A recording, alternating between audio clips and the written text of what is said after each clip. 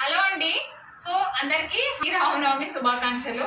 So ఈరోజు నేను పానకం ఎట్లా చేసుకుంటారో చూపిస్తాను మా స్టైల్లో. సో ఫస్ట్ ఒక గిన్నె తీసుకున్నాను అనమాట. సో దాంట్లో సరిపడ వాటర్ అయితే తీసుకుందాము. తర్వాత ఇందులోకి మెయిన్ బెల్లం అండి. అట్లాగే చూడండి మిరియాలు పౌడర్ చేసి వేసుకున్నాను. అట్లాగే కొన్ని యాలకులు దంచుకొని వేసుకోవచ్చు, లేదా ఇట్లా తుంచి కూడా వేసుకుంటే ఫ్లేవర్ వస్తుంది. సో సింపుల్ అండ్ ఈజీ అండి పానకం అయితే, హార్డ్ ఏం కాదు. సో దీన్ని ఇట్లా కలుపుకోవాలి మంచిగా.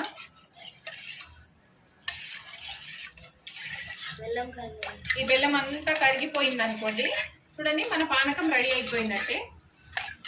సో మీరు తప్పకుండా లైక్ చేసి, షేర్ చేసి, సబ్స్క్రైబ్ చేయడం మర్చిపోకండి. అలాగే కింద శ్రీరామనవమి శుభాకాంక్షలు అని చెప్పండి. Thank you, by.